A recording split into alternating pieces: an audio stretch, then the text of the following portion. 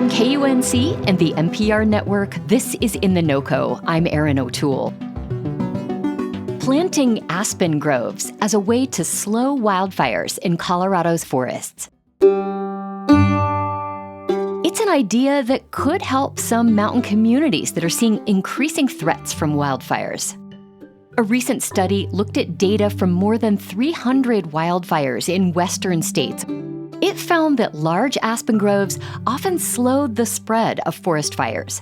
That's partly because aspen contain more moisture than other trees in mountain forests.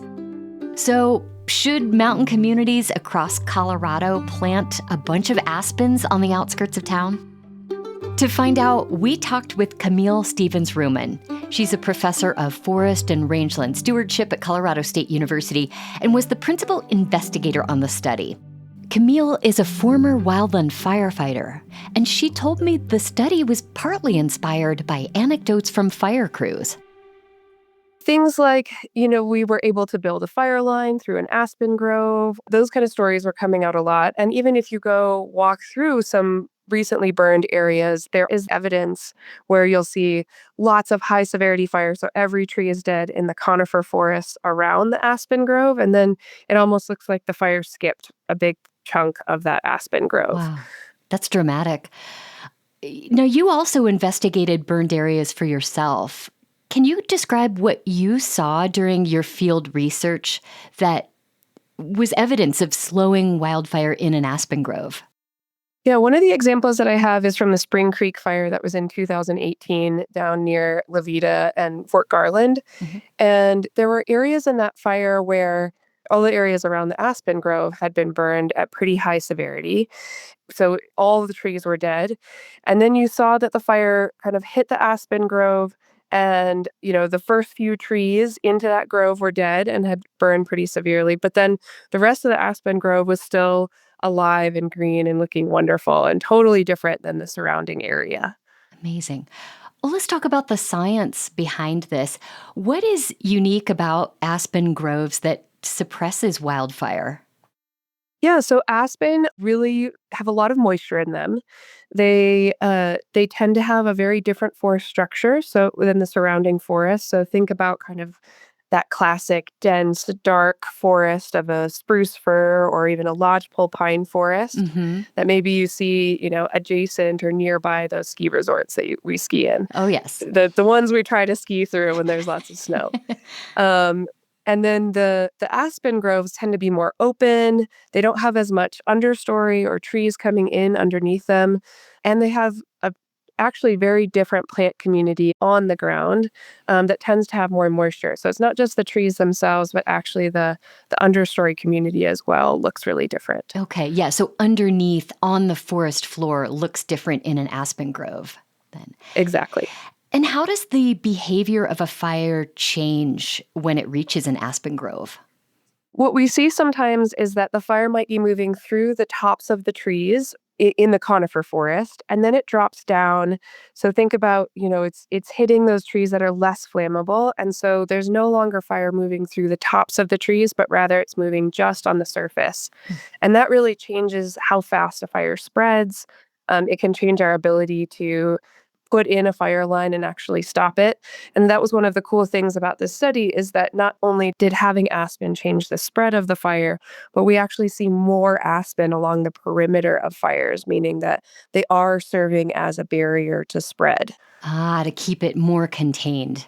Exactly. Yeah. I wonder, Camille, if there are limits to how helpful aspen groves can be during a wildfire. Is there a point where some wildfires just burn too hot and too intensely for an aspen grove to do much good? Absolutely, yeah. When we're seeing, these 100,000 or 200,000 acre fires, having a 10-acre aspen grove or even a 100-acre aspen grove, so it's not necessarily going to always be a barrier that we want it to be when it's faced with these really extreme fire conditions and these really large size fires. Gotcha. Matt Harris from Western Colorado University was a co-author of your study, and he talks about how planting aspen groves around the edges of mountain communities could help create fire breaks.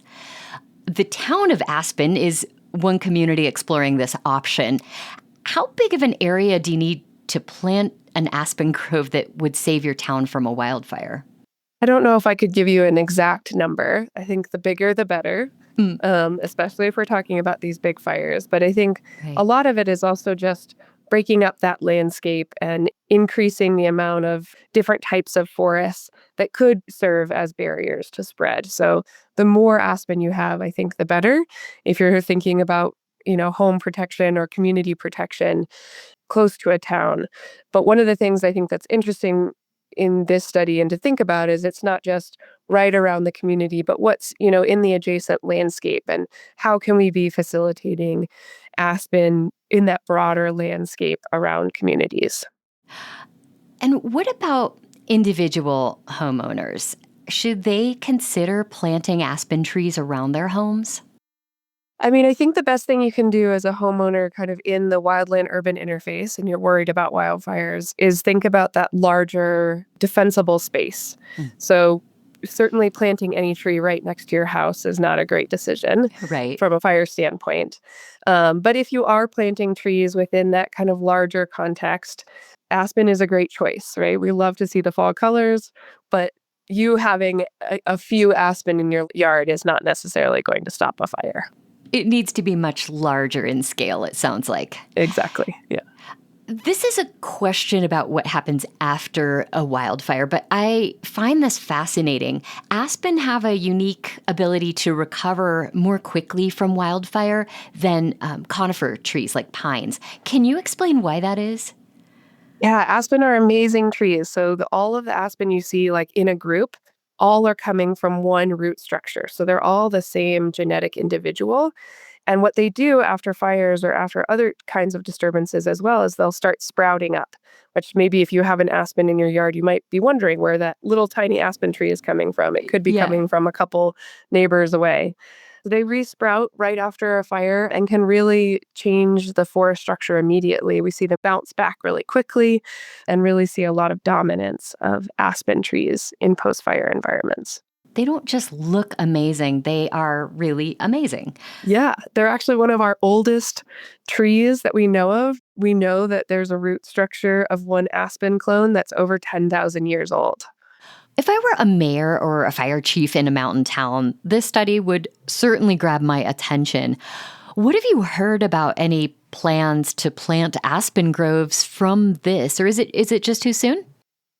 I think it might be a little too soon to know, but there's definitely, this has been a growing concern and issue in many mountain communities as to whether or not they should be planting aspen. And so there are some places that even prior to this study, we're starting to look at that. That's CSU professor Camille Stevens-Ruman talking about her research into how aspen groves can slow down wildfires. We'll include a link in our show notes and at kunc.org where you can learn more. We'll also include a link to an In The NoCo interview about why aspen trees look beautiful in the wild, but rarely thrive if you plant them in your yard. That's it today for In The NoCo. I'm Erin O'Toole. Thanks so much for listening.